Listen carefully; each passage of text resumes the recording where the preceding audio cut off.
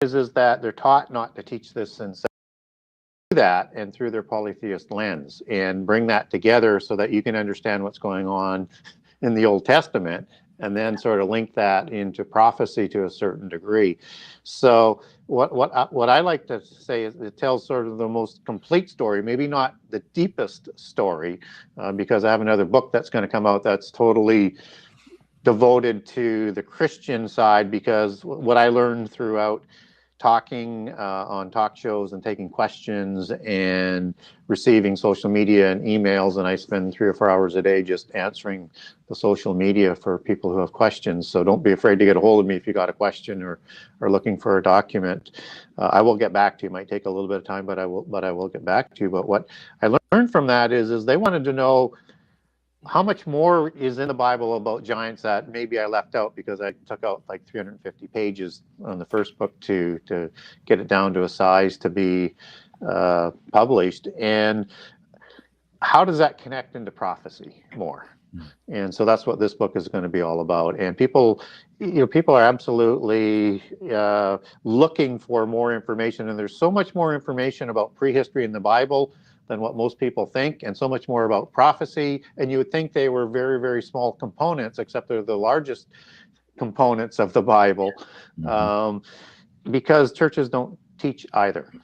And so it's and if you don't have the context from what happened and where we're going, then it's really hard to understand the full message and prepare ourselves for not only the world that we live in, and if we are indeed in the fig tree generation, then what's coming. Yeah.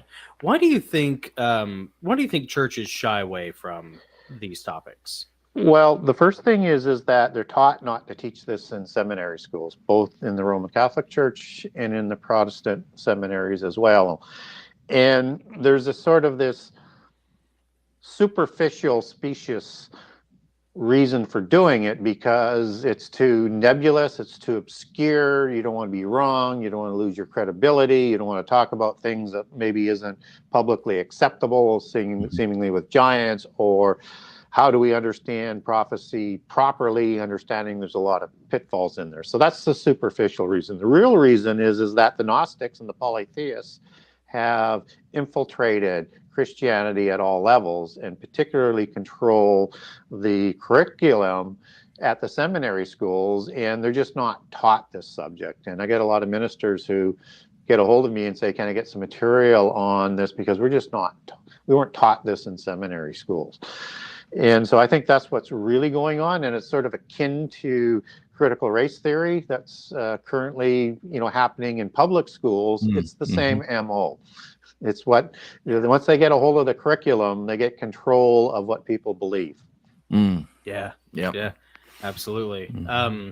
So the new book, it's going to focus more from a Christian perspective, is on the Nephilim specifically, or are you going to cover, because you cover so many topics in this. We do. It's and this is not going to be a small book either. I'm on chapter 57 right now.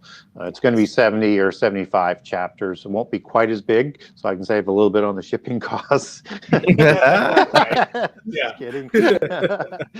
Good. But it's going to be packed with information, because what I wanted to do is to do a number of things that I think people are looking for. I wanted to understand the angelic order and how that interplays. So I'm going to cover off the hierarchy, the different kinds of angels, how that mixes into Mount Hermon and the Council of Gods. And I'm going to explain how you sort of go from there to understand the world that we're in, and then why they produce these giants, and then explain sort of all the different names and tribes so that they know where they fit, how they affected our history in terms of the biblical history from, after the flood, and where the peoples come from. Because there's so many names, and I talk a little bit about it in the first book, that there's a lot of names that don't show up in the Table of Nations. Well, I'm going to dive deeper into that. Cool. And we're going to arrive at a place where you understand why there's some confusion with the Canaanites, because you have 9 patriarchless Canaanite clans that I'm going to use through archaeology, the understanding of how patrial names were done for places and locations, the patronymic aspect of the names. I'm going to work that back to give you a plausible understanding as who the Rephaim patriarch for those 9 tribes that produce the ones that are taller than the Israelites that's talked about in Numbers 13, but not the Anakim, but a separate people, and as Deuteronomy 1 talks about. Then I'm going to sort of walk through the history of Israel in terms of how they interplayed with these people in terms of the wars. And I'm going to walk through each of the campaigns, and we're going to interconnect all of these giant nations into it. And then we're going to take that right through to the Davidic Wars and the King Saul Wars, and even into Solomon with that patronymic dynasties of Horim in particular as you get into the time of King Solomon, and show that these were still Rephaim-led countries with royal dynasties that were still ruling the countries that Israel that was warring against. And all the way through that in the first part of the book as I do that, and then talk about all the different names of giant nations that people hadn't thought of or connected them to be giant nations. You got the obvious ones like the Emim and Zamzuzim. I'm going to cover them too in more detail than I did in the first book, but I'm going to give you all the other names. And in those sections of the book, I'm going to connect that prehistory of that to how that fits into end time prophecy. So when I get into end time prophecy in the last couple of sections of the book again, I'm going to roll that information forward so that you can understand the language of end time prophecy and how you can sort of connect who these bloodlines and descendants are as it talks about these royal families in the end time and how we can sort of take that back. And the difficulty is that the New Testament was written in Greek as it was copied down as opposed to Hebrew. So, words like Gibborim don't automatically just show up as Gibborim in Greek. So how do you get back to those root words that the Jewish people who were the disciples and the apostles at that time, right, would have understood those peoples and those bloodlines. And so I'm going to connect sort of all of that back. And it's a project that is really, really fun. I haven't already got down to a nutshell, elevator speech in terms of what it is, but it's going to be the Genesis 6 conspiracy part 2, prehistory, prophecy, and Rephaim. And nice. Really Is that the title? That's the title. Genesis 6 conspiracy part 2. Yeah, that's how I want to brand it and do it off the same website. And cool. And what I didn't want to be is I didn't want to be redundant in this book. So there's some obvious things that you have to do to make the premise for what you're talking about that's in the old book. But I'm presenting like 90% all new information. Oh, man, that's fantastic. Man. I cannot wait. Do you have kind of a timeline on when you think that might happen? Well, my problem is I just want to put too much in all the time. So do it.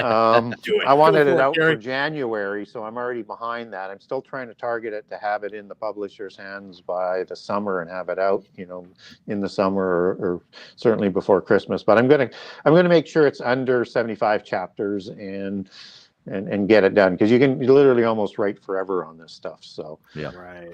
Yeah.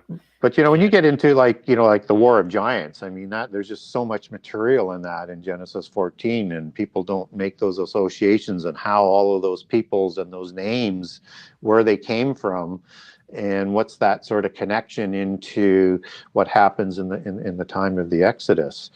And so it's just so much fun that I just love doing the research. And it's going to have a pretty impressive bibliography again, but again, only enough of the outside stuff to do what I have to do in there.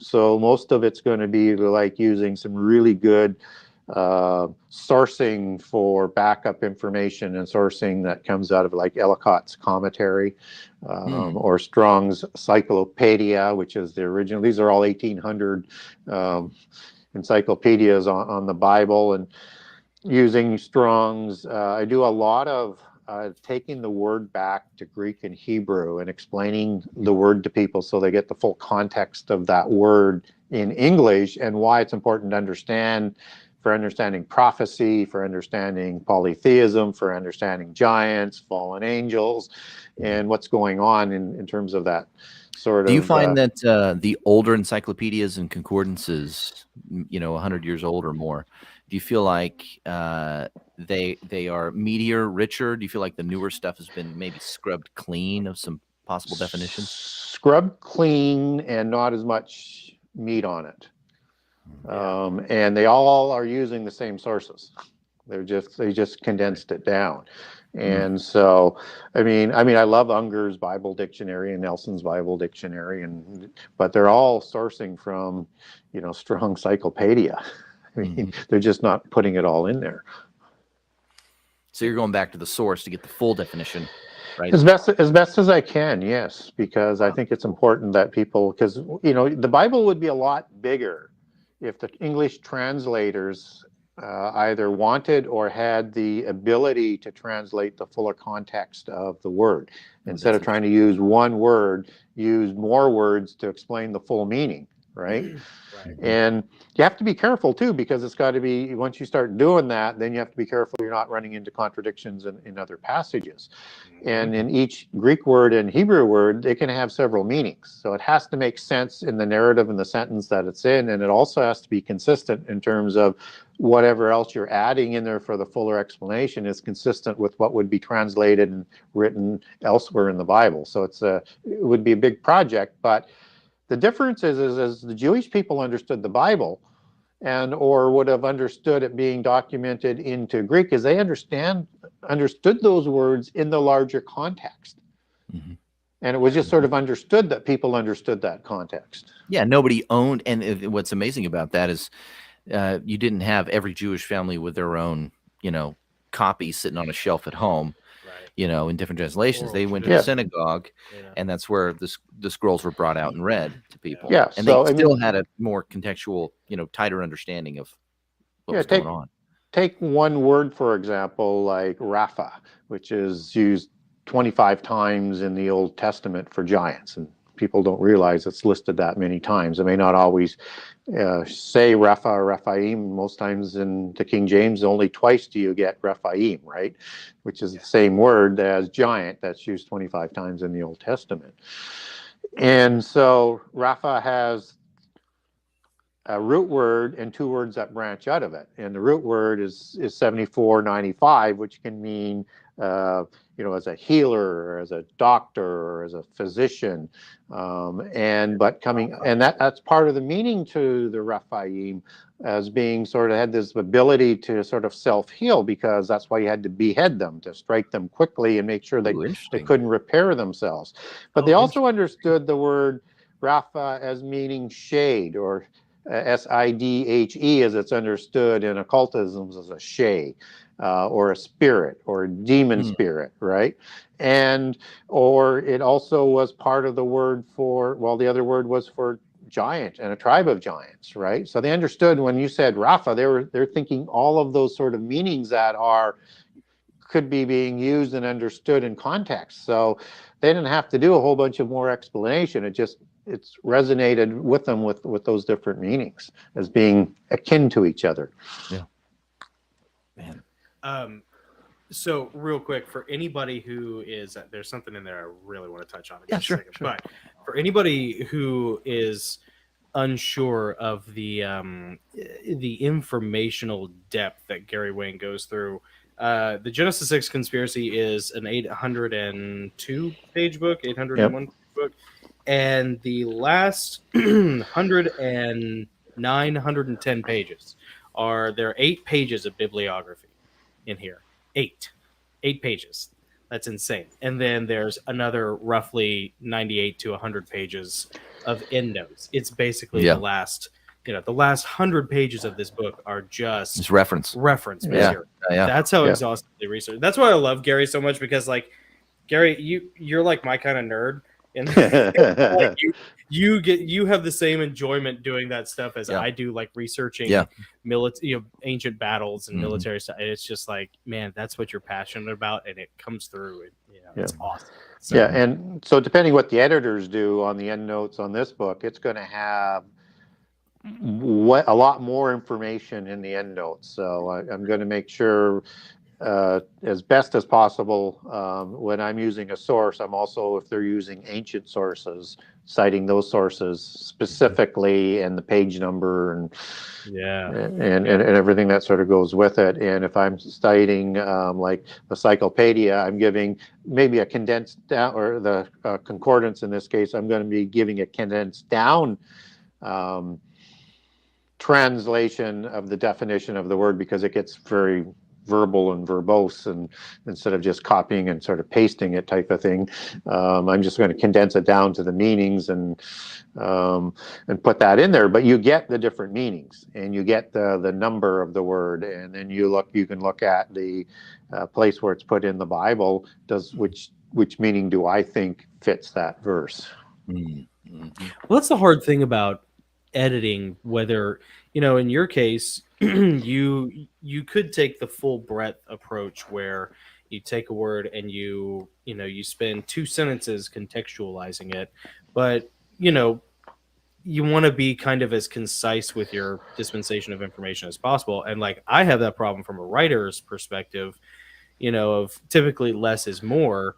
But the problem you run into, instead of saying, like just a fundamental pure writing thing, he ran quickly, you could say he sprinted, so it's that concept. But yes, when you start condensing, it unfortunately leaves more room to or misinterpretation. Yes. So in a subject like this, it must be tough, like finding that balance. It is. And because there's so much, it's a large book, you want to be, as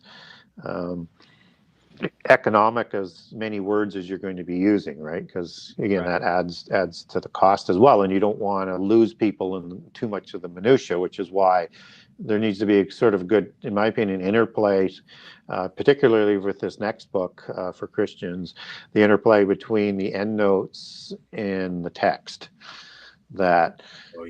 And I think the reader will very quickly learn that you're going to be wanting to have that endnotes as your companion as you're reading through. And so I would like to have, we'll see what the publisher does with it, but instead of putting the endnotes at the end, I would like to have it as footnotes on each sort of page as it goes through, so that that information is there. Yeah, it's more fluid that way. People can just reference. Well, they're going to be more likely to check them and learn, as opposed to going to the back of the book. Because with endnotes, I would assume that very few people actually, when they see the mark, the indicator, they very rarely go back and read the actual foot in the back or the endnote. Well, and it gets tiring, right? And at some point, you just say, you know what? He's citing sources on everything. I'm not going to check everyone. That's what I did. Word more to keep reading. Yeah, that's what I did. It's like, you know what? Yeah, I'm just going to roll with it. Yeah. He knows more than I do, clearly. So, who might? Right. Do you want to mention the? Real comments? Quick before our first question, couple comments in the chat. Brian Tucker says, "Hey Gary." Heather Ann says, "Hi, Mr. Gary Wayne. So great to see you."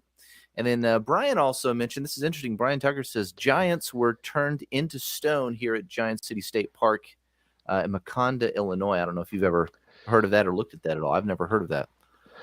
Well, I've not seen those, but in First Nation history, and particularly prominent in Central America with the Quiche Maya, it has the giants in a couple different sort of versions, one where they're created from the stones, and then one as they're getting rid of them, they're turned back into the stones. So there's obviously some sort of connection there throughout North America with that sort of understanding of what happened to the antediluvian giants, because this happens at the time of the flood, as opposed to the other, and typically all red-haired giants that show up in First Nation, Central and South American mythology after the flood, that's typically associated with the white snake clan, let's say, as the Hopi would call it, who came from an island, which is thought to be Atlantis, as you sort of connect some of the dots on that. But there's this white snake clan of giants that show up after the flood that's sort of common throughout North and South America, and they seem to be the Aboriginal peoples right after the flood. Really? Okay, so we're gonna I'm gonna dovetail totally into something else. Yeah. Because it brings up Atlantis. So there's always the argument or the conversation: where is Atlantis? You know, or where was Atlantis? You know, if there is this diaspora of Atlanteans that happened after the cataclysm, A, is the cataclysm the flood? B, is the Atlantis that we are often referring to just an antediluvian Nephilim culture society? And C, where do you think, if it was a continent, a singular continent, do you have any opinion on where it might have been? Yeah, a lot of thought there for sure in the questions. Yeah. So take whichever of those you want, whichever one's your interest. Well, you know, the first thing is yes, I do think I'll start at the end and maybe work my way back, is that it was a Nephilim culture. It is a parallel story to Genesis 6:1-4, which is the preamble to the flood. And so you have in the Atlantean account, and I really like to rely heavily on Plato and Critias and Timaeus in terms of the accounts, because according to that, you know, the details came off of columns in Egypt that were written down by Solon, and so you get a little bit more of the ancient historians' history and accounting of it, and the details just seem to be, you know, a little bit more relevant and consistent with what we know biblically about the antediluvian world, and consistent with other accounts kind of around the world. So you have Poseidon, who's an offspring god, and he is going to take a human female named Clymene.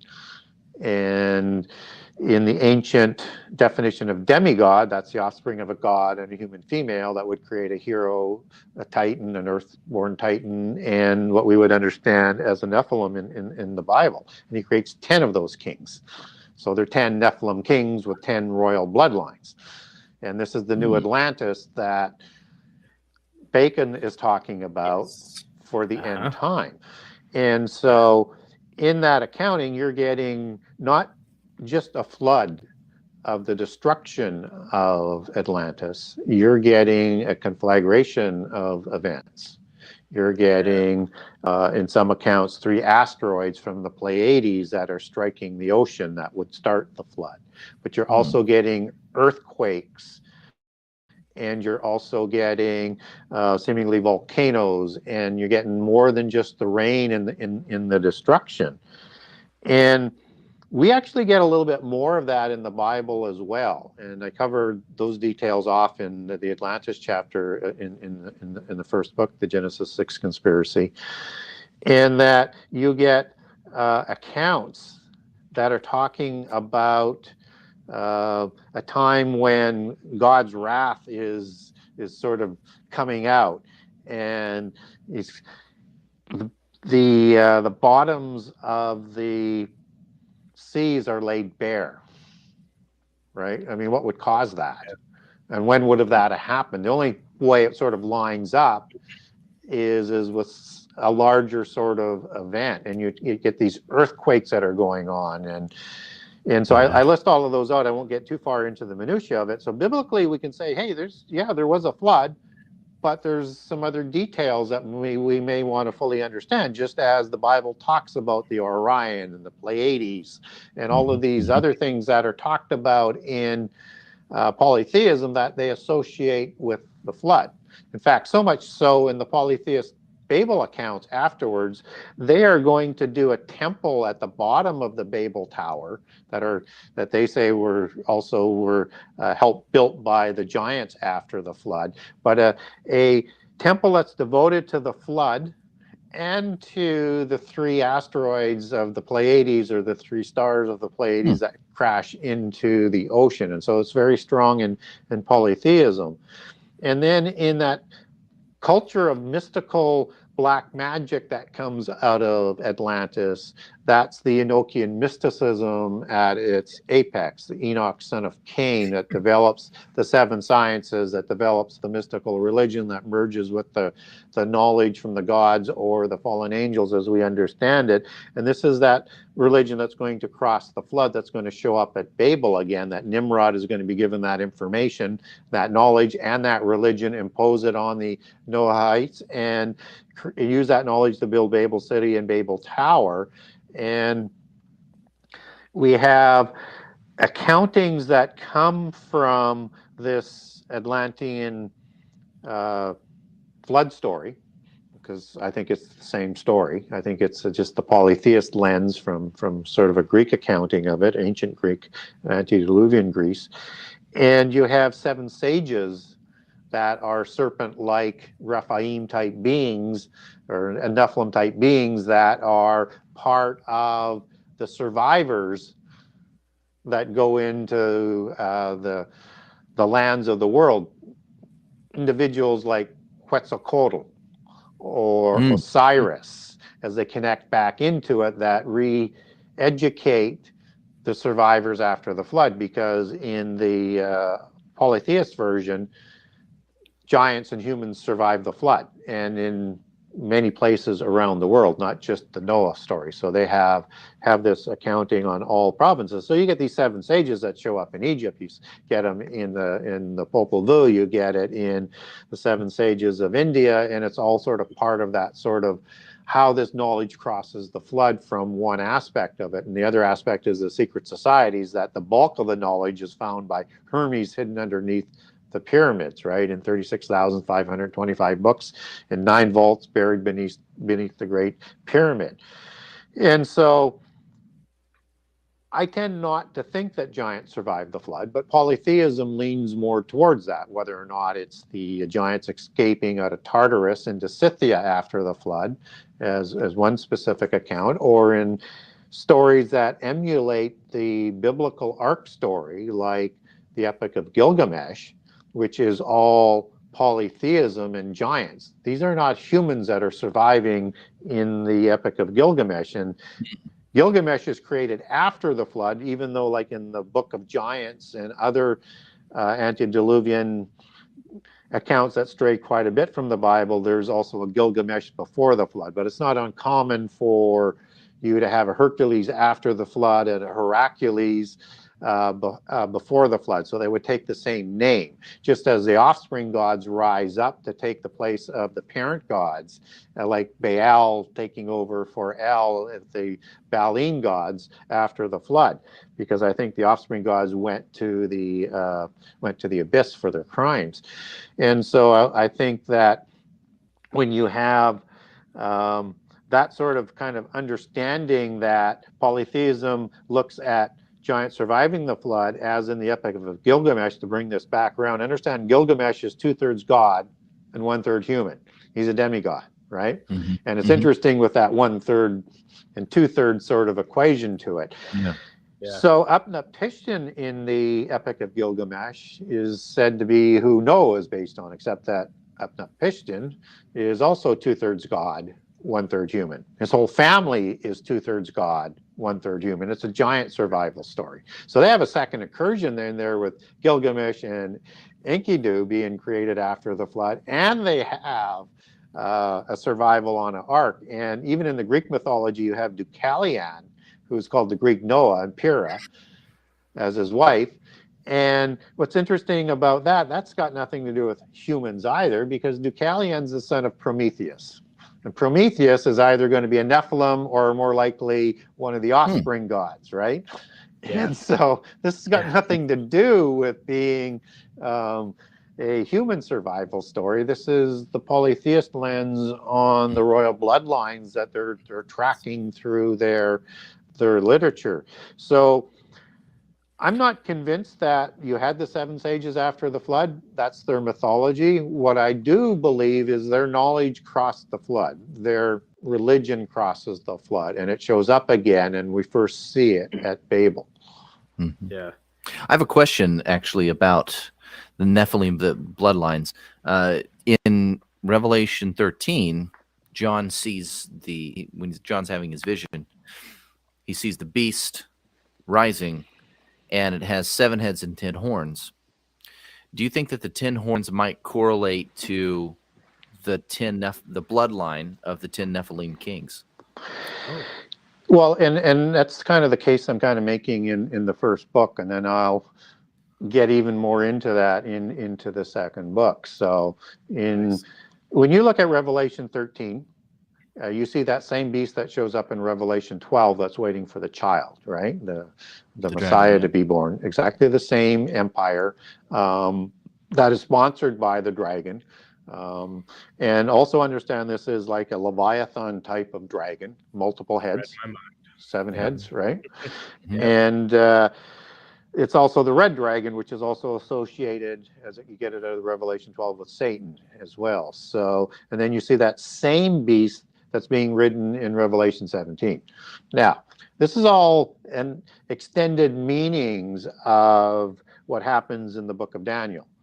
So that in Revelation 13, you get this beast, and it has traits of the lion, it has traits of the leopard, and it has traits of the bear, which are separate beast empires that come before the terrible one, which is the 4th that's talked about in Daniel 7. That's the one that's of iron that will then separate into the 2 legs, which became, I think, the 2 halves of the Roman Empire. Constantinople and Rome. And then you have the 10 toes that are extended out of it. And I'm sort of flipped back to Daniel 2, which is telling a different allegory of 10 toes. But in Revelation, or in Daniel 7, it's talking about this empire that rises out of the old Roman Empire that also has 10 horns on it. And those 10 horns are, as they're talked about in Revelation 13, not only 10 horns, but 10 kings. And it's also associated, and 10 crowns. And 7 crowns as well on the empires as you go Revelation 13, 12, and 17, as you put all that sort of information together. And so this is a connected beast empire, just as the statue is one beast, one statue, right? Right? So, and it's all sort of fitting together in sort of the bloodlines, right? And so in Daniel 2, you get this interesting passage in Daniel 2, 42 to 43, as I recall on the verse, where you have this 10-toed empire, which is the 10 kings, which is the 10 horns, that they will mix with their seed with human seed in the end time. That's an absolutely bizarre sort of understanding. And that in Psalm 21, verses 19, 20, and 21, as I recall, it talks about the time of the wrath. And that at the time of the wrath, there's going to be a reckoning to this fruit and to this seed that's on the earth, and be removed from the children of men. So there's a separate race that's being talked about. And I think that's where these 10 kings come from in the end time, is that they are descendants of the Rephaim after the flood. I'm open to the fact that there could be Nephilim that are in clone bodies or whatever that are going to be part of those 10 kings. But what we do get that we can put our hands on for sure is that the royal families have genealogies that take them back to these beast empires, right? Yeah. Oh, and that, yeah. And so I think these are the descendants of the Rephaim that are going to make up this 10 king empire of the end time. So when I look at the 7 heads, that's the 7 beast empires. And those beast empires are the empires that are associated with Israel. So Egypt is the one where Israel is brought into a nation, and then you have the Exodus. Assyria is the one that takes the northern tribes into exile for breaking the covenant. And then you have Babylon, who's going to be the empire that takes the southern kingdom into exile. Then you have the Persians and the Medes who are going to permit the Jewish people to go back and to build the temple. And then you've got the period of Alexander and his empire who invade the land, and there's an abomination like happening that happens there as well. And it's important to understand the other parallel prophecy of the Greek Empire. And then you have the Roman Empire that actually comes out of the Greek Empire as the next one that is going to destroy the temple. It's the time of the Messiah and the crucifixion, and you have the exile of Judea into the rest of the world, only visible as opposed to the lost tribes of Israel. So the end time empire is going to be deeply connected to Israel and Judah as well, just as the eighth empire, which is Antichrist, will also be heavily influential on it. And it's interesting that Michael, he doesn't prevent the empires from coming about. He fights them. I think what he's fighting is preventing the Antichrist to come to power until he sits down, as he's described, sitting and then rising again at the midpoint of the last 7 years in Daniel 12 and the time of the war in Revelation 12. So I think when we look at how the beast empires are formed and who they are, we need to look at that relationship with Israel, because it's all about Israel and who's grafted into the covenant, which are the Christians. And you also have Daniel 8, which also has additional meanings to help us understand end time prophecy, and is also part of those 7 heads. And it comes, and it's not a contradiction. It's a parallel dual prophecy that just provides us more information about where the Antichrist is going to come from in the end time and what he does. And so you have the Greek Empire as it's defined, and Alexander as who that would be, that's being prophesied as that king. His empire is going to split up into 4. So his empire is split into the 4 winds. And so you have 5 empires there. Then out of that empire comes Rome, which is the 6th empire, and then the rise of that empire again in the end time empire. So again, you have the leopard that's represented in the body for Greece, and then you have still the other empires that are sort of represented from Daniel 7. So there's no contradiction there. But those are the 7 empires. And in Revelation 17, I know I'm down on a rant here, but in Daniel 17, you have the 7 hills that are also entered in, and the 7 kings, not either or. It has 7, it represents 7 hills, and this is probably to do with Babylon and the woman, and it's the 7 kings. And those 7 kings are like 7 Antichrist-like figures, right, from those beast empires. Just as Antichrist is the 8th. So you can imagine certain ones in there, and probably I would put the Pharaoh in at the time of the Exodus, who wanted to destroy Israel from the face of the earth at the foot of the Red Sea, right? He's went out there to absolutely destroy them. You know, you have the Assyrian king that did the exile. That would be that sort of Antichrist. You have Nebuchadnezzar, who almost completes the abomination at that time. He does the statue and he plunders into the temple, but he doesn't do it there. And you have Cyrus, who's maybe not an Antichrist-like figure, but he is one, you know, you have other kings in there, but Cyrus is the most influential, who kind of starts the whole thing rolling for the temple. But you could, you know, in the time of the Persian king of Ahasuerus,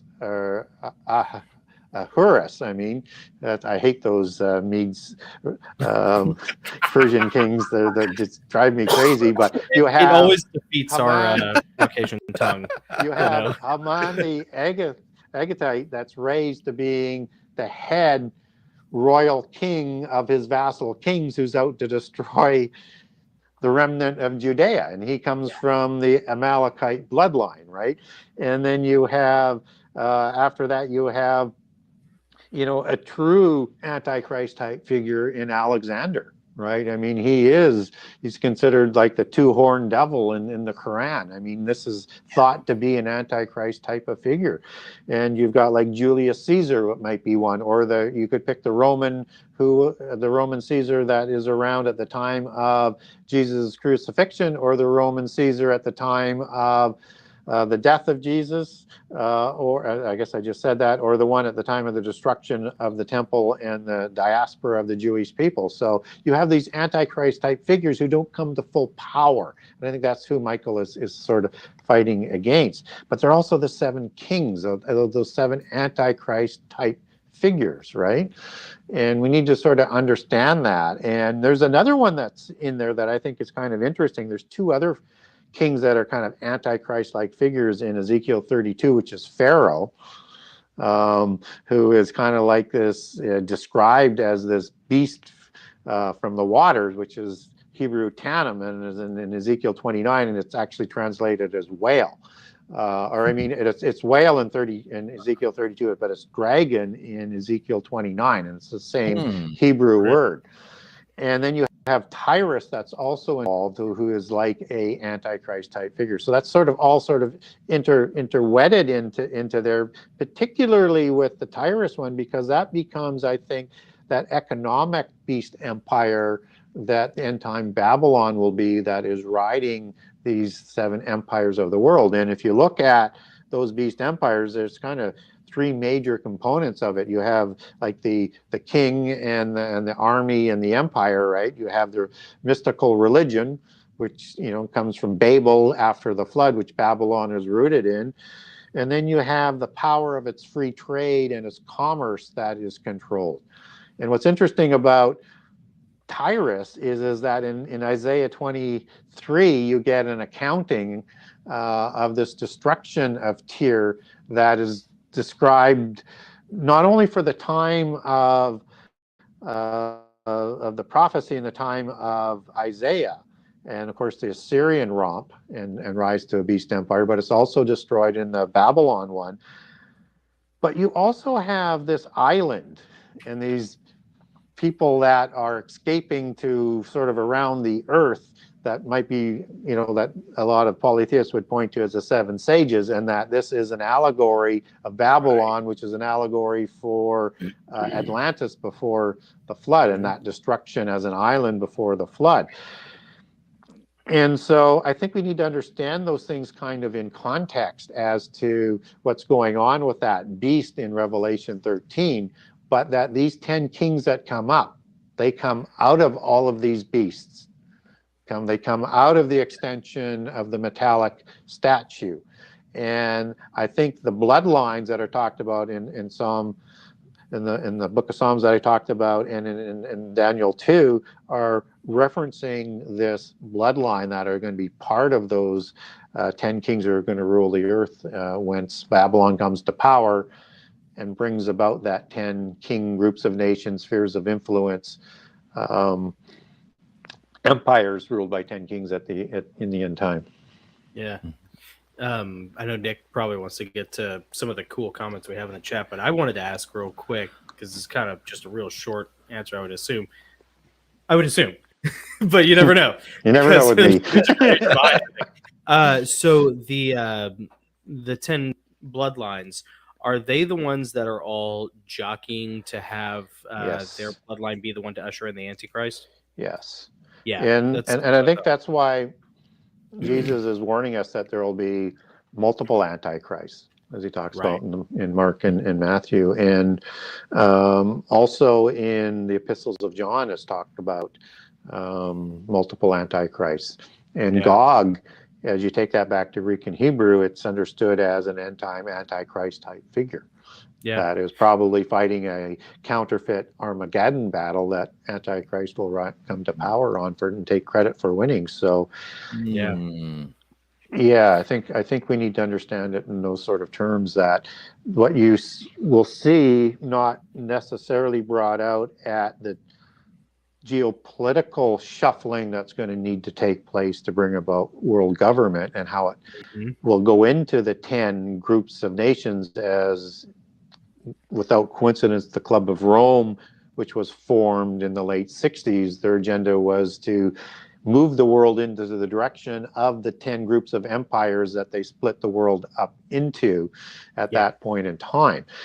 And so it's kind of akin to how this is going to come about, to if I could look at, let's say, First Nation tribes, which have the bloodline chiefs, And then of late, you have the elected councils, and they're all sort of jockeying for position, for power within those First Nations, right? And I think that's what is going on in the world today between the bloodlines of the Rephaim and the democracies that have come along. And there could be a mix of those kinds of kings in the end time. You could have some, the ones who have more pure descendant bloodlines. And then you could have maybe just kind of like some strongmen, right? That are going to be set up to run those groups of nations.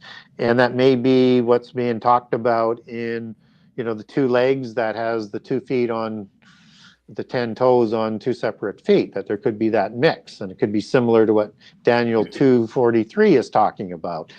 Or you could see that split more as what we're starting to see from a China and Russia world order that is going to have maybe 5 that are with them, and there'll be 5 on the other side, but there will be this sort of tenuous working relationship that is starting to rise.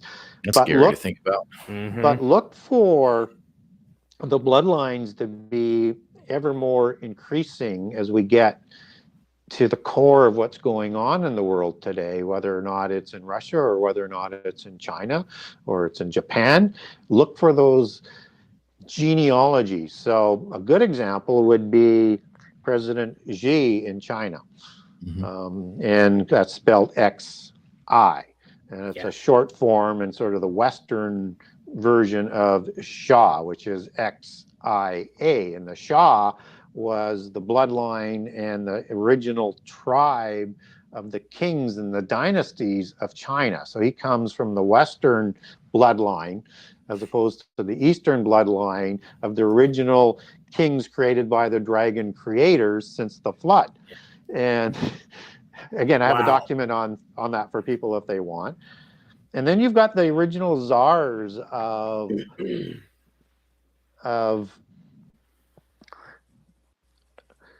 the Cossacks that originally settled in the area, sort of north and east of the Black Sea, that eventually went into Moscow and set up their kingships there at a later time. And those some people call them Tartarians, and they literally are connected back to the Cossacks and the Tartars, and the Tartarians comes from that. That area that is under attack today as the capital city is the original home of the original bloodlines of the original czars, and they were replaced in the 1600s with another royal bloodline, but by the Romanovs that people would be more familiar with. But what's interesting is about this original bloodline that's in the capital of that country that we were talking about, is that there's the leader of the Russian nation today whose grandfather descends out of Kiev. Oh, really? Yeah. And his name comes out of nowhere in the 1850s. There's no Putin name before the 1850s. Oh, no kidding. So there was a royal bloodline of the original czars that were called the Putyanin. And in that tradition from there, that if they had children out of wedlock, they would not receive the whole name, they would give them a part name. Interesting. I love it. Oh, that's so funny. How do you find this? I've got a document on this as well if people want it. And people, if they want these documents, by the way, because I don't think we've ever really mentioned this, they can go to your website, genesis6conspiracy.com, and there's a section on there where you can contact Gary Wayne directly and request via email any of these documents. And the Yamamoto bloodline in Japan descends out of the Shah or the Li dynasty out of China. Right. And so, but I would expect Japan to be a leader of another group of nations in the Southeast as well. That would be, if it's going to be split 5 and 5, that would be part of that Eastern and the kings of the East as they come to be known in the end time battle will be forming. So you can imagine that there should be bloodlines then all around the world. So if we go back to the time of the exploration of the New World, and in particular into, Mexico and into South America, you have all of these royal bloodlines that people think were lost to history. Well, of course they weren't. So what the Spanish did is they would kill the king at that time, but not the rest of the family. And by 1525 or so, you have a complete reinstatement of all of the rights of that family and bloodline afterwards.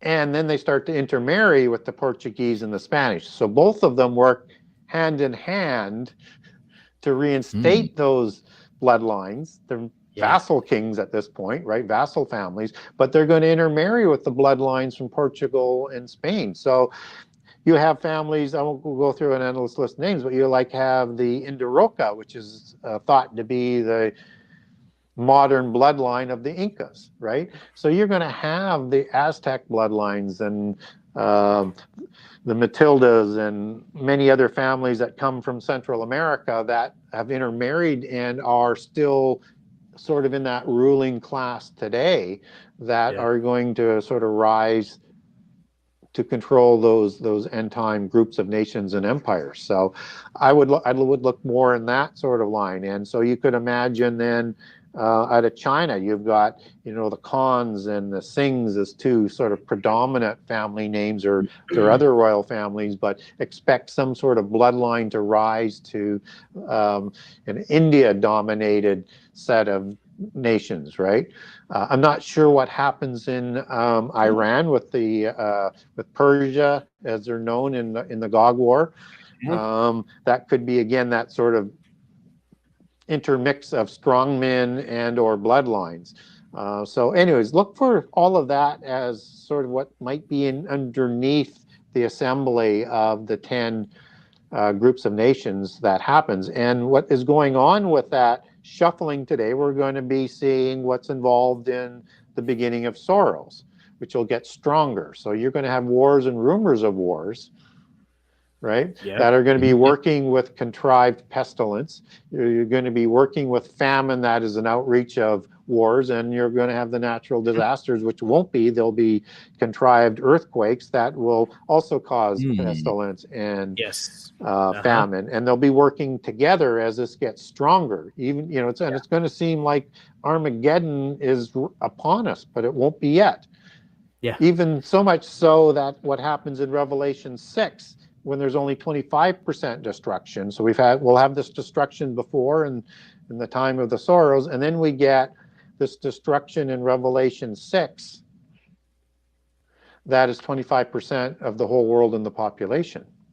And it's the same catastrophes, and they hide in caves at the end of Revelation 6 because they think it's the day of the Lord.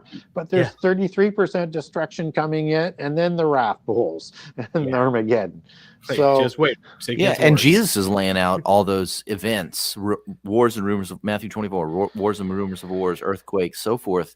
And he said that if it wasn't for the elect, God wouldn't put a stop to it, and there'd be no life left. Yeah, and we exactly. talk about a quarter, and that's why he steps in. Yeah. And what's really interesting in Revelation 6 is you get wormwood, and there's so many different theories about there. But again, if we sort of understand what is being talked about from a Jewish perspective with wormwood, that word comes up in the Old Testament. Really? And wormwood was like a poison, like hemlock, or a derivative of hemlock, a poison. So there's this star that is a poison thing, if you understand that from an Old Testament perspective. And so you're talking about, is it like mass biological warfare? Or is it something even more connected to what's going on in a country that we've been talking about? And there was a nuclear issue back in the 80s. There was Chernobyl. Right? And that could be disease. Now, most people don't know this, that in the language, not Russian, but in the country that it's in, where Chernobyl is located, that means wormwood. No kidding.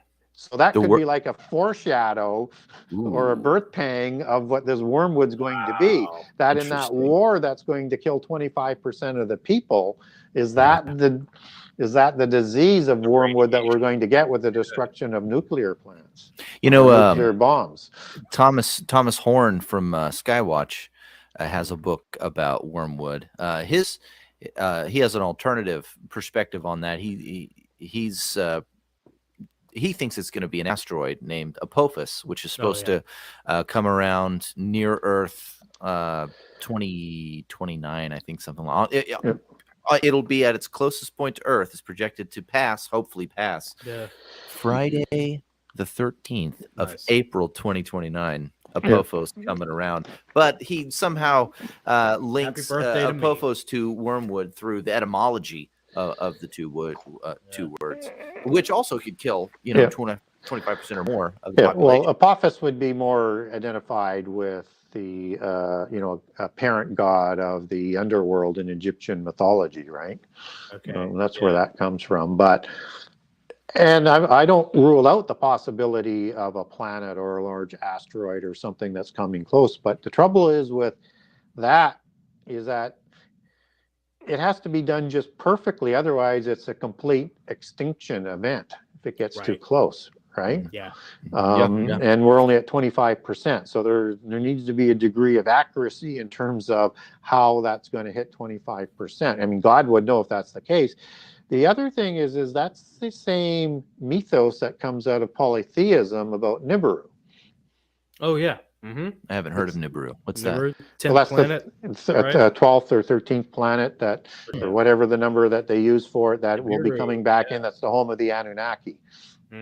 Oh, the alien mythos, right? So, it's on some ancient. I can't remember if it must be Mesopotamian, some ancient star chart or cartography. Yeah. So I don't rule it out, but I do think that polytheism has a different lens on some of the catastrophes that happens. But again, I also look for the catastrophes to be man-made or done as opposed to natural. And so, but again, because we don't know, there's a lot of still obscurity, as best as we try and understand it, till we actually get closer to the events, we may not fully understand it. So we need to be open to that. But I would lean towards the understanding of the writers of the prophecy who were Jewish with John and trying to communicate it in English the best way he could, just as with Armageddon for the location. We need to understand it as his instructions are, as it's understood in Hebrew, that we get transliterated into Greece, that gets transliterated into English, which is not the plain of Megiddo, and it's probably more Mount Hermon. I'm going to cover that off from connecting to some research that's been done on that to Mount Zion, which is the other word for Mount Hermon, and it's the counterfeit Zion that is going to be established in the end time. I am fascinated. I'm fascinated with bloodlines, and was curious. I mean, you mentioned a couple of potential bloodlines that we're watching every time we look at the news. You could be potentially seeing certain world leaders as a part of these ancient bloodlines. Do you ever suspect any of those bloodlines before us publicly here in North America? I don't know. Do you have any? Yeah. Well, I mean, yes, I do. To zero in on what Nick's talking about, you talk about, plagues. You talk about famines. You talk about, when we're dealing with the end times, and it seems like such a hard thing to imagine. But I mean, if you look at the medical ramifications from the recent, past solution, 2 years, to the problem that has been going around, and then you look at the supply chain issues, and then you look at inflation from, and then you look at our response to what's happening overseas and the Keystone Pipeline being shut off, and just you can very easily. And then the thing that really gets me though is, and I say this as somebody who voted for him twice, but I had noticed in the Christian conservative community how there was a borderline deification of Orange Man. Yeah. You know, and so you think like, wow, it must be really hard to, but even the elect will be deceived. And I don't know if he was part of the bloodlines or not. We had a really good comment in there. Well, from I mean, I liked a lot of policies of President Trump, and I liked a lot of things that he did, but he wasn't anti-world order. He just wanted a larger role for the U.S. Right? Yeah. Okay. And just as Putin isn't against the world order, he just wants a larger role than the Europeans want to give him. Yeah. Trump is the same way. Trump wants a larger role than what the European bloodlines want to permit, which is why they rose up against him, right? Yeah. Whereas you've got the current president in there who's willing to make sure America is reduced to a level of power and status so that it won't have that larger role. President Xi just wants a larger role, and he's going to be expanding his empire.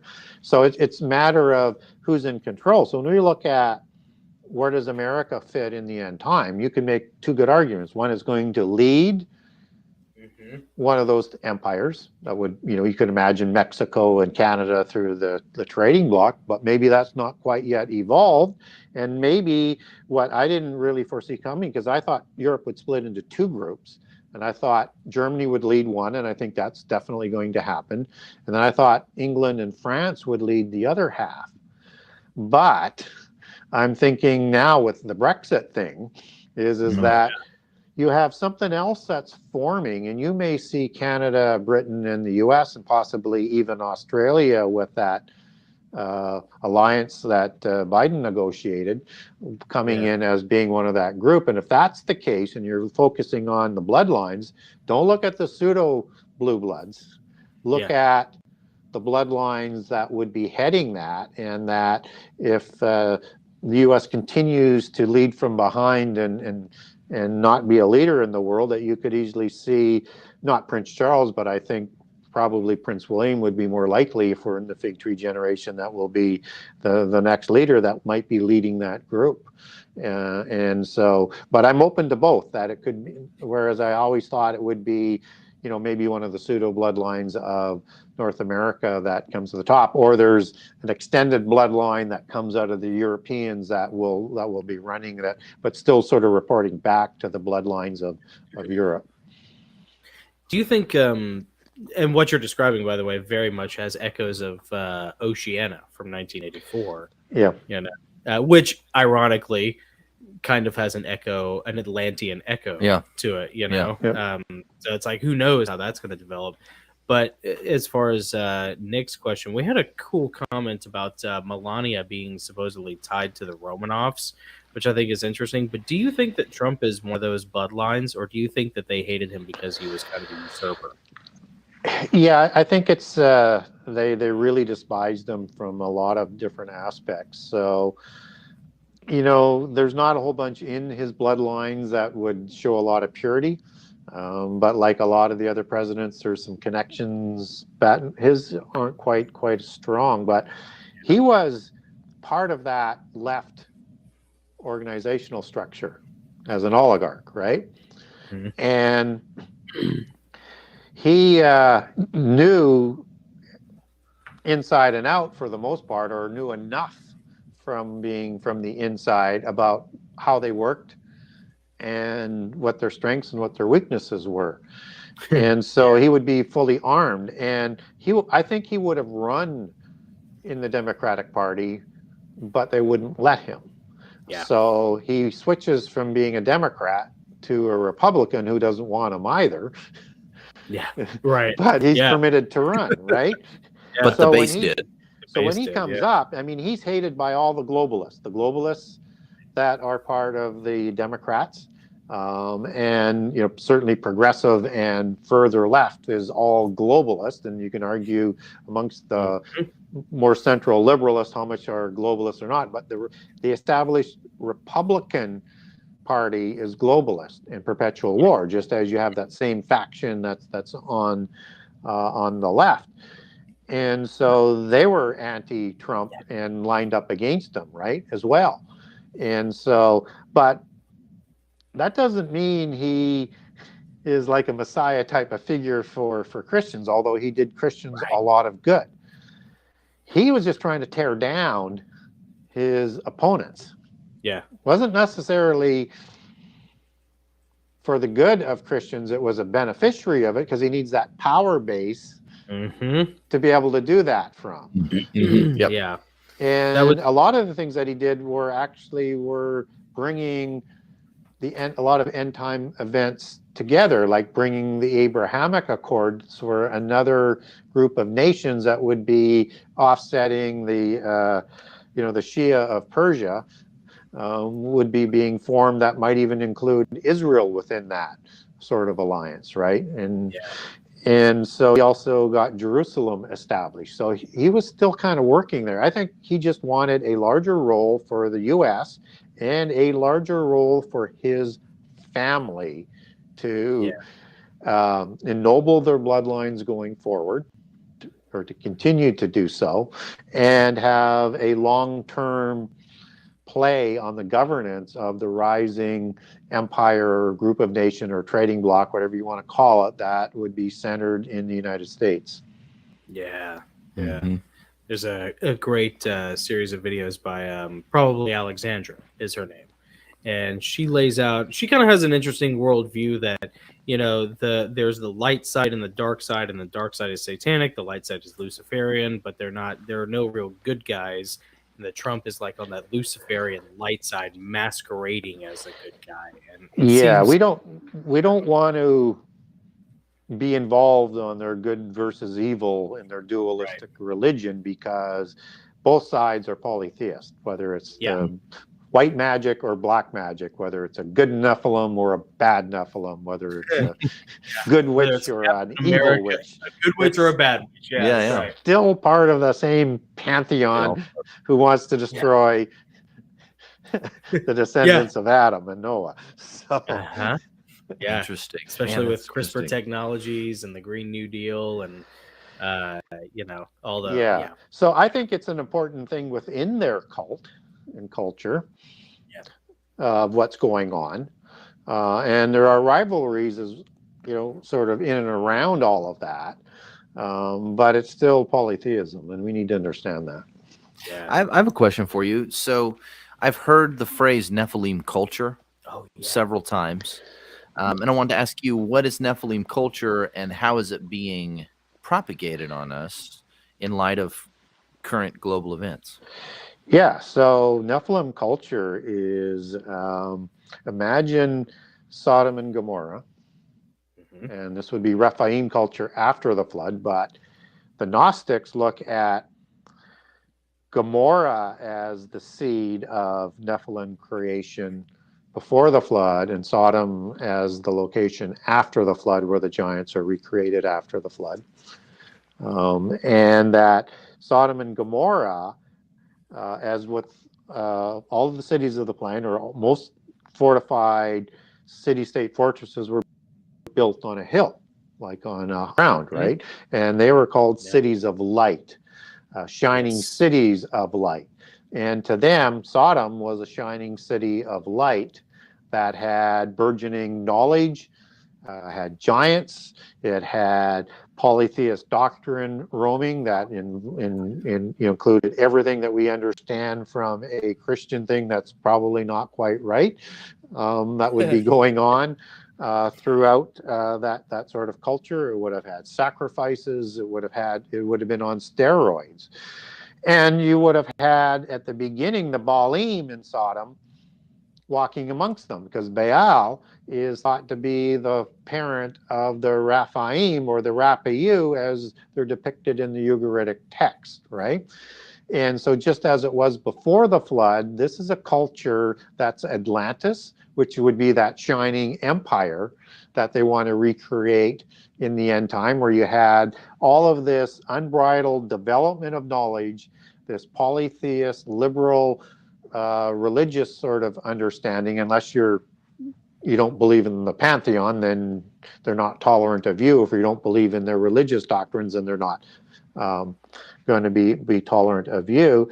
and that there's this understanding of this interaction with the gods, or as in the alien mythos with the ancient aliens, that was part of that daily sort of basis. So all of the horrors that you can imagine from Sodom and Gomorrah as an example after the flood, and from Atlantis and any other of those civilizations that's depicted in Lord of the Rings, or I'm trying to think of that show that was on that was really, really popular and was antediluvian based, and this was the different War of the Kingdoms and stuff like that. Game of Thrones. Game of Thrones, yeah. With that, okay. That would be that type of culture that they're talking about, and it's important to keep that in context with one of the overarching signs to the end time that Jesus provides, that it's going to be like the days of Noah.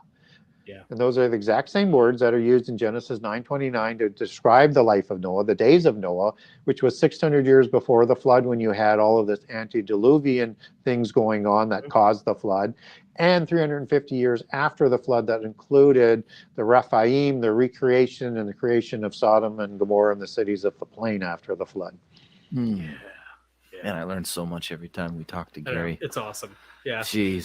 Thank God for the replay, because every time it's like, okay, because Nick goes through. It's so dense. Nick does a really good job at dissecting all of these into individual segments. So it's always fun. Like, these are my favorite ones to go back and rewatch at the computer when I have time to Google and just go off on the journey. You know, I have a question. Cool... You said something really interesting about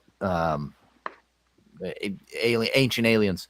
Do you anticipate some sort of, in light of what's happening currently globally, do you anticipate there's going to be some sort of formal disclosure happening within the next year or two? Are they coming to save us from ourselves? You know, what are your thoughts on that in light of what's currently going on? There will definitely be a disclosure. It's just a matter of how nuanced and complicated and deceiving that it's going to be. So they have to create a scenario where they can create a plausible cover story and disguise for where the fallen angels are coming from. Right? And the fallen angels, we know they can have a changeling capability, so because they can take the form of a man and they can take a form of any gender that they want, but that's not the whole sort of group of aliens that we need to be concerned with. I think they're part of it, and they could certainly represent a number of different kinds, but that presents a plausible technological answer to the age that we're in as to where they come from. Now, if you have giants that have survived, right, whether or not they're seen as the white elves in the Lord of the Rings, or the Tuatha De Danann, which is the same sort of representation, whether they're not fully as they show up as large as the ancient ones or not, there's going to be probably creatures like them that show up in the end time, and they need to be sort of fitting into this universal sort of Babylon, as in that science fiction show about Babylon and the aliens, and there's going to be this galactic table of these aliens that we're going to be asked to have a chair at the table at, but we're going to have to fight for it. So where do these other sort of aliens might come from? I think it's the creations of the fallen angels, like on that sort of understanding of the greater Nephilim concept. So you have the little people, right? You have, so like the gray aliens, well, where would they fit in? Well, they're identical in descriptions to the gray gnomes, who look after genealogies and technology for the demigods, and have flying machines that come through portals, fairy shays, fairy mounds, just like aliens do. And they kidnap people and they do sexual experimentations on them. They send them back without memories, and they're trying to renew their genome and the ability to be able to reproduce. And there's three groups of the little people. Like, there's ones that make the weapons, like as in the Lord of the Rings, you have the dwarves that lived in the earth, and they make the weapons for. And you have, good-looking ones, and you have mischievous ones like the leprechauns. You also have another group, that's the fourth group, that's called the salamanders, which is a reptilian group, which are larger than the little people. And then you have what happened to the Nakash. Did they save any of those serpents that were walking, talking, intelligent beings before all of that was taken away for deceiving Eve? And did they take them off-world or in another dimension through a portal or whatever? So I think we need to understand that they created a lot of different creatures before the flood, probably recreated a number of those after the flood, and that they're going to show up as being advanced beings that are in, like, Star Wars. I think it was Babylon 5 was that show that I was talking about, Yes, right? I used to And that watch good it all the versus time. evil aspect There were the of shadows, the dualism. and it's like Valerians or something. The ones in the encounters. They were like the angels as we would know them, yes. right? And He then came it was out and this he looked dualism fight between the same dualism, light versus dark, yin yang. It's the same story over and over again. And in the Star Wars version, this is the war that they want humankind to fight for, to win freedom away from the dark force of the world, or what's allegorized in Doctor Strange, where they're fighting the Dark Lord of the universe, and they want to win the Earth as that separate realm to be away from that Dark Lord, and they need to fight a battle to win that. And so they need to be able to make this case that we're one amongst many that are fighting the evil God of the Bible. Oh yeah, I've heard that theory before. Yeah, which is actually pretty common in like layman occultism. So roll that forward to these beings released in Revelation 9, sometime before the midpoint of the last 7 years. And you have the worst of the demons coming out from the sides of the abyss, and then you have the fallen angels that were the worst of the fallen angels and the impassioned ones that are coming out. And then you have them uniting with all the angels that weren't in the abyss. And you're going to have this war in heaven that's described in Revelation 12 and Daniel 8. Right. And some of those starry hosts from the loyal angels are actually going to be thrown to the earth and trampled on, as the Daniel account provides for us. And this is going to be, will we see the war part that happens in another dimension where heaven is, where God lives?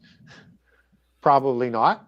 Maybe, but probably not, because heaven is defined biblically as 3 different places. One's inside the firmament, so from the sun in, as I would understand that, and then outside the firmament, which is the rest of the universe, and then there's the place where God lives. Right. And so are you saying that there are some angels that haven't fallen yet, that will fall? Well, there might be. We don't know. What we do know is by Revelation 12, fully 1/3 will have rebelled, right? And that's going to be at least 33 million. So, because there's 10,000 times 10,000, which is 100 million, could be an allegorical number, but it's going to be a large number of fallen angels. Not all of them are in the abyss. Only the worst of the ones went there. So there's still angels that are outside, and they could be the ones who would recreate the Nephilim and the Rephaim in the end time, because they know their time is short. So we may not see the war part in heaven, but as they're cast down and as they're being chased down by the loyal angels led by Michael, we could see that war above our our skies and in the space just outside the earth. And that would be very, very similar to probably the wars that are depicted in the Rig Vedas, with all of these powerful weapons and things that happen in the skies that they wrote down in their religious history. And I think that might have been reflecting the first war, the first rebellion, right? Yeah. And that the fallen angels lost. And so they're going to be with us from there on. But I think we're going to see, and they're going to need a cover story for what we're seeing above us if we're going to see any of that war. And then these ones that they capture, they're going to need a cover story for that as well. Yeah, that's been the big debate in the non-Christian sort of New Age panspermia kind of community. The alien community is that like there are the Pleiadians, the good aliens, you know, and then there are the grays or the ones from what is it? There's some sort of draconic star that so they've already laid the groundwork. But as Nick and I attest, all aliens are demons. That's right. You know, yeah, who cares, right? Right. Yeah. Who cares? Yeah, They're yeah. all going to be, you know, but they've laid that masquerading groundwork already, you know, that there's going to be some sort of cosmic battle over the soul and fate of humanity. And, you know, it's just like, whatever. No, it's not. It's not gonna. It's not. If you're telling me it's aliens, I'm not buying it. I'm out. Yeah, I'm out. Yeah, I'm out. yeah, exactly. Yeah. Gary Wayne and I are going to be in a cave somewhere. Yeah. So, Cool. well, in fact, speaking of end times, we have a little over a half hour left. So I want to make sure that Nick gets. I have so many questions. I want to ask. I want to talk about Lilith. I want to talk about Antarctica, Tartaria, the Fall of Solomon, all this different stuff. Adrenochrome, Colossus, and the Nephilim. But Nick had a really prescient one, a really relevant, topical one that he wanted to get to. And, in light of, we're both really interested in your opinion on this. Well, in light of one world government and what's coming, and the battle between the 1,000 points of light, all that new world order that's coming, I would be interested to know. You know, so like with the fall of the ruble and the decline of the U.S. dollar, which is basically the reserve currency. Oh yeah, the global currency. What are your thoughts about a cryptocurrency becoming the currency of the new world order or one world government? Have you ever? I don't know if you've ever thought in the about fallout that. of. I mean, this isn't anything that you write about in your book. I realize. Nope.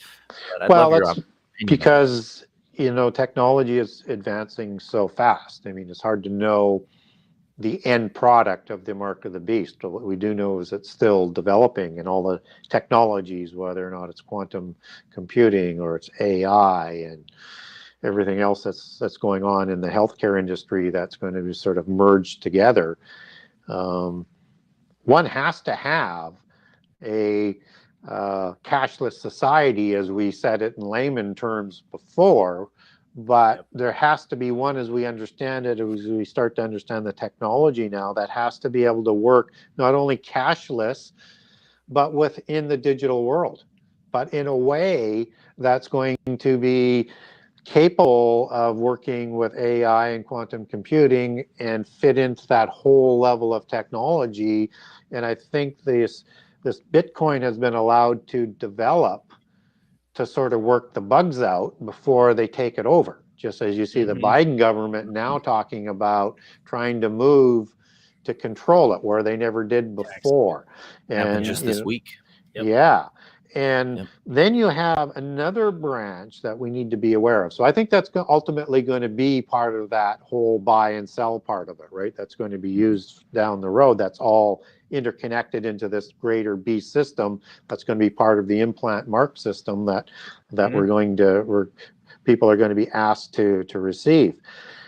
But there's this, and you hear about it now. I mean, you have the Swift banking and you have the Swiss banking, but it's the Swift banking one that people are really focused on in terms of how the U.S. monetary system sort of controls the world, which is sort of controlled still by the old money and the Swiss money in Switzerland, because all of the banking is there now, including the Rothschilds that moved there, that, you know, linked up with the money that went there from the Templars and to the Hospitallers or the Knights of St. John, who were already there.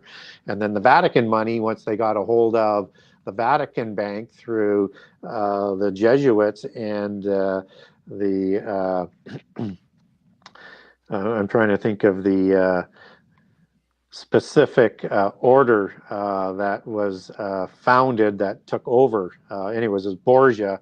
I can't quite come up with the name of the order right now, but he was a descendant of several of the popes, right? He's of royal bloodline. and he's the one who funds the Jesuits, who then becomes the third Grand Master in 1570, takes over the Jesuits, and then he and the King of Spain work together, and they get control of the banking that they moved to Switzerland. So they got everything sort of there.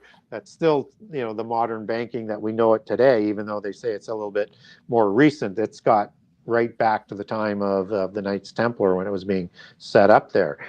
But that's the SWIFT banking that has a lot of the US-based leverages to it. Like, you need the US and you need to have access to this.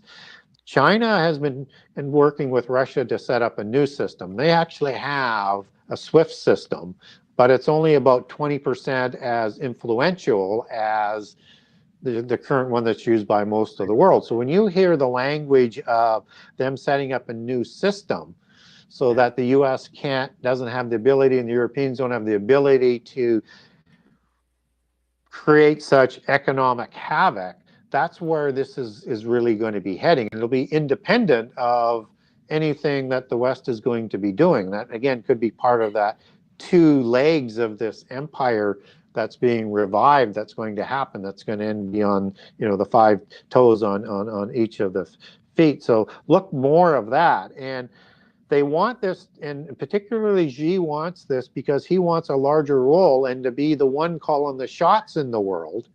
Sure. And he's gonna, I think he's gonna, he may let Putin dangle for a while, but he's going to ultimately save him through this system. And they've already got that limitless treaty, and that oil is going to be shipped to China, so they don't have to bring it in from other parts of the world. So even if you shut it off, which I don't necessarily disagree with, but they've already got those markets already set up in the second largest economy in the world, right? So, and you're going to see more of that economic union. And then as Xi advances, he's going to swallow up more countries that are going to be forced into his system. And then he's going to force Southeast Asia to be part of that. And that's why you see India standing on the sidelines right now in terms of what's going on in the war today. Yeah. That's the interesting thing about it, is that long-term projection of like, okay, if China and Russia get in bed with each other, then this could look like World War III, but just economically, if nothing else. America gets, Western civilization gets put into a secondary or auxiliary position. Yeah, and let's face it, the U.S. cannot afford a war. No, we really can't. On just about any level. Yeah, over 30 trillion in debt. And I mean, who knows? I mean, what the deficit's going to be on an annual basis.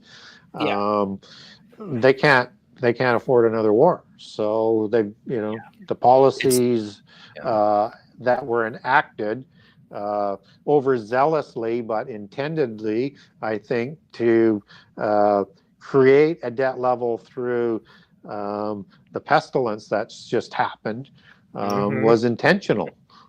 Yeah.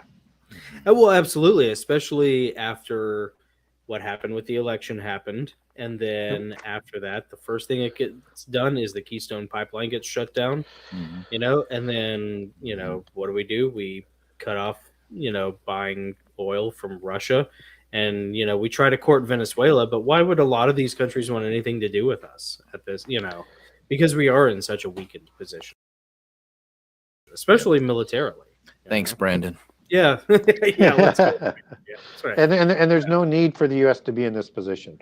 I mean, we all know that they could be the world's largest producer of oil, and that it's gone from, in 1 year, from being a net exporter to a net importer, and they had to buy from Russia throughout the year, funding what was going on, and the government knowing they were funding what was going on, and knowing that Russia, what they were going to do, and at the same time cutting off all of the arms that Trump was providing, the oppressed nation that is being talked about today, and that even as it increased with military numbers around the borders, that reinstatement of the supply of arms, or producing more oil to be self-sufficient, was reenacted to start coming about. I mean, all of that is you'd have to be an absolute village idiot Yeah. Which is plausible, I suppose, considering who's yeah, running the country right now. Uh-huh. But I think it's by design that they knew this war was coming. Yeah. And they created the scenario to fund it. And then, and I think they wanted the destruction. I think they wanted that. I think it's about the New World Order, and they're just painting, Putin today because as this madman, because he's not doing it in the way that they want, but he was going to get some of this anyways. They just don't want him to get all that he wants, right? They just want to sort of limit that, and that's what it's really all about. And it's how do you, if we're going to be moving into this new world order that's envisioned by the European bloodlines, that the U.S. has to be brought down a level significantly, how do you get there fast enough in the timetable that they want to bring it about in? You have to destroy the U.S. economy. And the Russian economy is not going to be destroyed. It's just going to go elsewhere. Yeah, it'll just shift. The pieces just shift on the board. And then what I find really interesting is how you have these certain laboratories where you're creating pestilence opportunities that's akin to what happened in another Asian country. And you don't do anything you don't do anything in all of the time that you get the buildup. I mean, even as late as March, but you could go back even earlier with that war in 2014 where they took the Crimea. There was nothing to prepare to get these scientific beasties that they've created out of that country to protect them. All of this is going on. I mean, why wouldn't you do that unless you didn't want to? I mean, it absolutely makes no sense other than that's what they wanted. And so we'll have to see how this sort of all plays out. But Russia gets what it wants, but in a more painful way that they're hoping is going to affect it down the road from expanding as far as they want to go. But it won't help because they've got China backing them. Yeah, of course. Yeah. Hey, Gary, I have a question. I'm going to put it up here on the screen. It's from Joey Payne, who just happens to be my mom, by the way. Shout out, Joey. So glad she's watching. It's awesome. Miss you. She, like me, she's a big fan, and she always enjoys our conversations. When we told her that. Her question is, what do you think about Bill Gates' patent number? Which is so interesting when you look it up. The patent number 06666 application having to do with a Bitcoin technology that tracks whether you are a human or an AI doing the activity. Wow. They broadcast who they are, what they're all about, and their intentions all the way through. Telegraphing. There was, I write it in the book, and it's kind of a little bit ancient right now, but there was a company called Mondex, who was really a force for moving to chip technology and the credit cards and the cashless society. And of course, they chose an address in New York City. I can't remember the name of the street, the number of the street, but their address was 666. I mean, of course it was. Why not? They broadcast it all over the place, just like any of the companies, their iconology and their names are usually rooted in.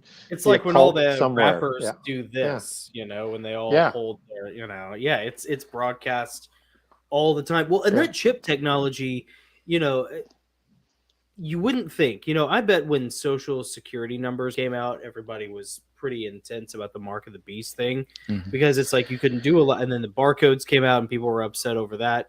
Yeah, but like and the 3 bars that are missing are, that aren't numbered are 6, 6, and 6, right? Yes, that's right. Yeah, I've heard of them before. Yeah, and just sort of, I'll just interrupt you just for a second. So you have to understand the beast system and the beast empires.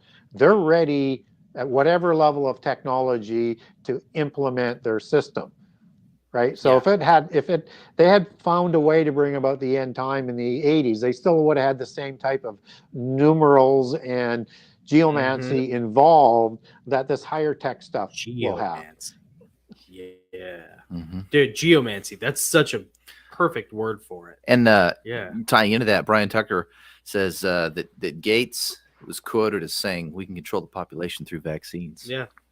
Well, of course as they a part can. of one of those tools that they have ready to go to. Yeah, through as Davos said in I think 2017, they wanted that through an implant system that would self-medicate everybody. But sign me up, please. But that makes sense when you look at the word sorceries in the book of Revelations, which is the Greek word pharmakeia. It's actually pharmakeia, pharmakus and pharmakos, but I mean that is how they're going to medicate people to a certain degree through a digital system, which we have not that mark system in place yet, or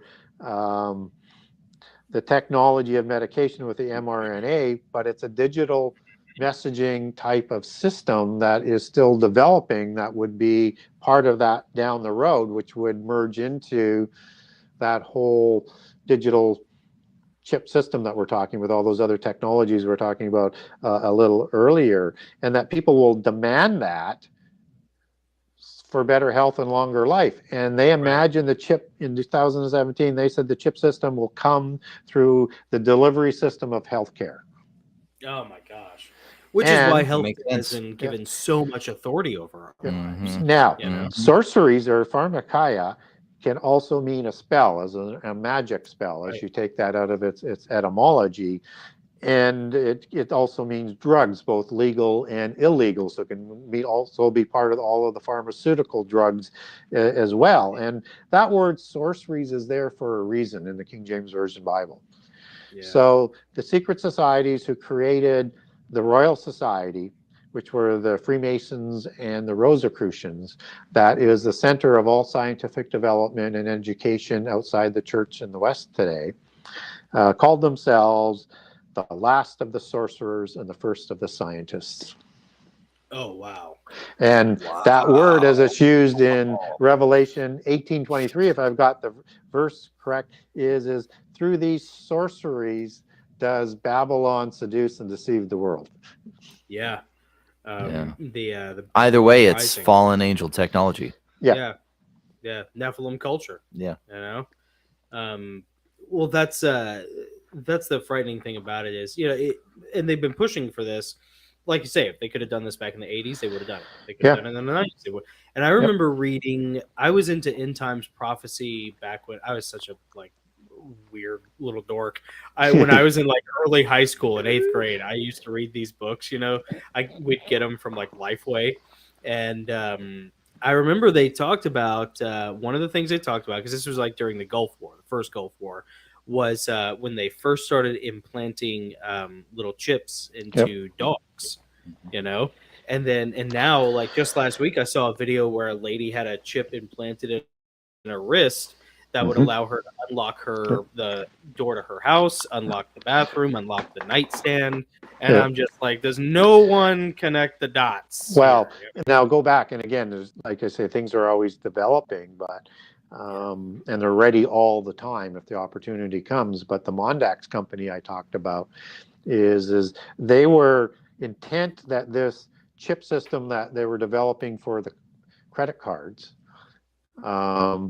would at some point in time not serve its proper purpose because of security issues, that it would have to become an implant. No kidding. Yes. And they found through their research that based on the technology that they had at the time, that the best location for security and application and protected was either in your right hand or your forehead. Oh, that's right. I remember seeing something about that with the whole luciferase aspect. The guy who invented the luciferase angle of the jab, talking about how that same thing, that it would have to be implanted in your right hand or in your forehead for the most. And you know what? They laid the groundwork for all this years or decades in advance. The temperature checks, back when the Wuhan flu first kicked off, everywhere you went, you'd have to, have a temperature check, especially at the dentist. And I used to tell them all the time, listen, I've been shot at. So you put anything like a gun in my head, I don't play the game, And so the alternative, it's got that unnerving feeling. It really, it's like cattle, like they euthanize cattle with the air gun, that's how it makes you feel. It's the medical world is so dehumanizing now because of this. It's such a psyop. Like, Gary, I'll tell you, I think we may have mentioned it before, but when, as a quick aside, when the first case hit Williamson County, where we live, I was working a security job, and they had a hard time. They were, at the moment, they had not enough bottled water for this performance, for the show that they were going to do. It was at a theater. And so they were already kind of out looking for bottled water. And within an hour of that, of them finding out on the radio that the first case had broken in Williamson County, you couldn't find water anywhere. And I remember getting this sick feeling in my stomach, like this. I remember literally thinking the words, "This feels like witchcraft. This feels like some sort of hex, some sort of spell that has been cast over people," because it's something other than just, because mass psychosis can happen. Yeah, sure. Yes. But it's something other. There's something nefariously supernatural that's going on with this sort of thing. And that temperature thing, they'll do it on your head, or they'll do it on your wrist somewhere. Anyways. Yeah, they accomplished so much in preparation for world government and world religion through this last pestilence, and pushed the boundaries, learned everything they could do. I mean, you saw what happened in Canada with the War Measures Act that didn't hit their threshold for having it in, but the whole left voted for it in Canada, so it became ability. And then they started to seize, GoFundMe and the other place. They seized, I don't know, something like 400 bank accounts. People can't have, they took their driver's licenses away, they were taking their trucks away, they were losing their ability to work completely. And most people didn't object. That's the scary thing. That's the scary thing. It happened here with cash. You talk about a cashless society. You remember in the first probably, 6 to 8 months of the pestilence breaking out, all of a sudden gas stations and grocery stores and stuff weren't giving you change back. And you were discouraged. There were a lot of articles that went out that discouraged you from using cash because supposedly it would, transmit the virus. It's just, of course, use your credit cards. That if Bank of America decides they don't like your Twitter feed, they can cancel. And the big thing that they're pulling their information on as to where they are at right now is they weren't aggressive enough, and they need to learn from the mistakes that they made so that they could be more totalitarian the next go around and how to do it. Right? So. Right. They didn't quite do a good enough pull job it off this the time. just perfectly. Exactly. I have a question for you, more related to AI and Web 3.0 and everything that's coming to us on that end, and how it might tie into all this. What are your, and again, this is not something that, this is a bit of a curveball question. I just want your opinion. Yeah, I'm sorry, Gary. We had a list. It's just it's so great talking to you because I love your perspective. I hope you're okay with that. Yeah. What are your thoughts on the metaverse? Oh yeah. Is that part of Nephilim culture too? You think? Sure it is. Association of the human body. Yeah, so the metaverse is this whole matrix system that they're talking about, right? That's based on sacred science and sacred geometry, sacred math, advanced technology. And this is the world that they're trying to bring in. And they believe in polytheism, that the world is a computer matrix, right? Yeah. And that this is a projection, and the whole world is based on this geomancy, that, and the codes that they have. You need to look past beyond like being a diviner and stuff like that, and into the mathematical parts of the geomancy as you dig into that. And that if we understand that that's what they're trying to do, and we see these things like a virtual world, they're just trying to recreate what they think is already here as a virtual world, right? And that this is control, and they're gods of, because they ain't going to be in it. Well, that they control. I mean, that's the big thing of AI and silicon-based life forms versus carbon-based life forms, is that God created those, but we want to be God. you know. Right. So what was the question again? Because I I'm sorry. Yeah, it's just your opinion on the metaverse, and yeah. So that's what I was looking for. I couldn't quite get that. And so when we look at how they named it, it will tell you something, and that it is a short version. It might be an acronym of some sort, but that's not how they always work. So like CERN, they say, is an acronym, but it's actually, CERN was the god, which is a Pan type of god, an Azazel type of god, Satyr god, as at least in the degraded form in the Etruscan pantheon, which was there before Rome, right? Or Cernunnos, which is the same god in the Druidic pantheon. So that's not an acronym, it's the name of a god, and it's the name of the destroyer god, right? Yeah, that Azazel is, and Bad Napoleon. So when we look at meta, I would look into Metatron.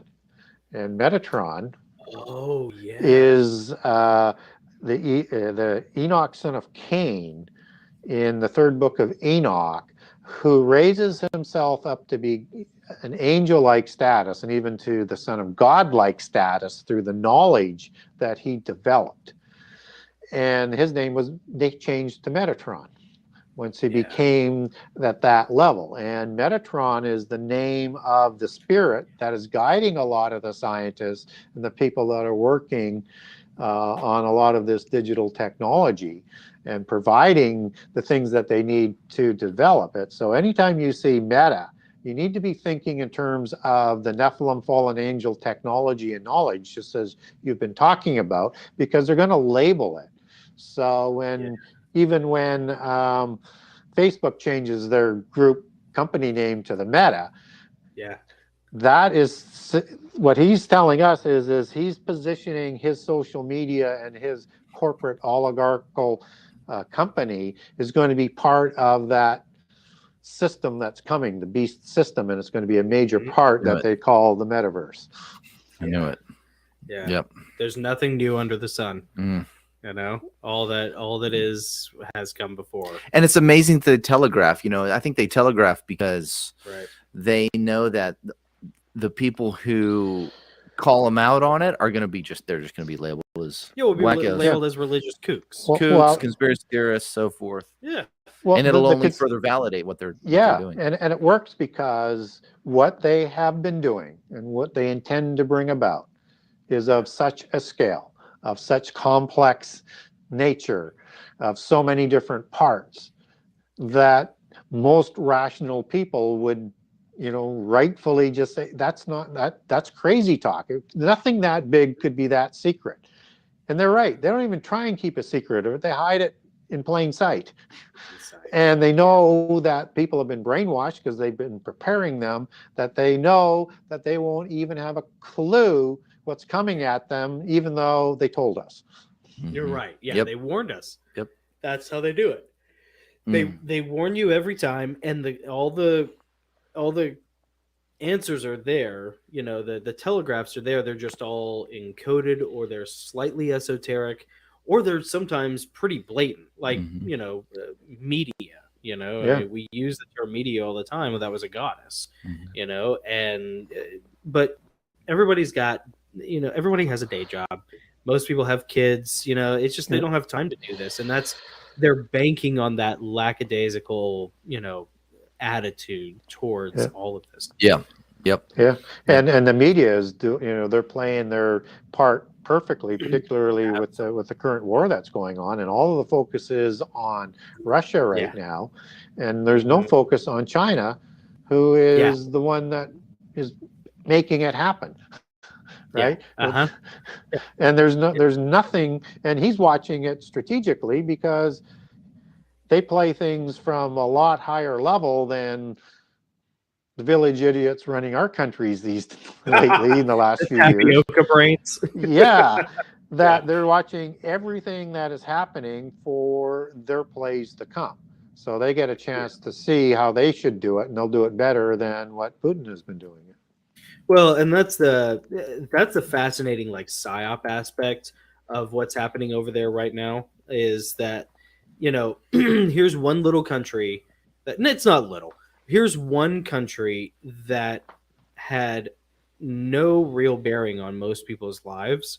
It really doesn't matter for most people. But man, if you look at social media, if you look at the the news, if you look at anything on TV, it's all stand with those guys, support those guys, protect those guys, and then they vilify the other side, but yet they ignore the fact that it's far more complicated than that. I mean, there were biolabs that they were going after. There's been a civil war for the past probably 10 years now, and the ever people since 2014, the Minsk Treaty was violated by the puppet government that was set up.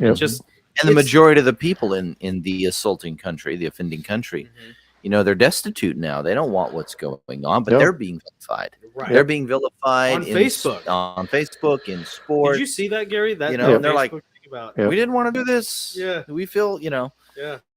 Now they know how we feel. Now they know how the American conservative feels like, I know it's not my fault. And take the two examples of the catastrophes. Yeah. One that begins in China, one that begins in Russia. You can't speak against or do anything to the Chinese, people-wise, media-wise.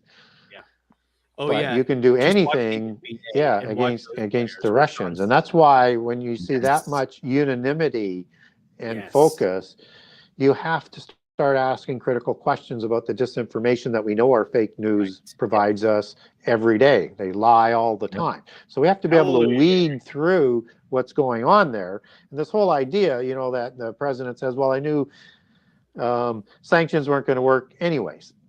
Well, that's not what he said before, but they knew, and they didn't do anything to stop this beforehand. They were just trying to, I think, poke them in the eye to get them to do it.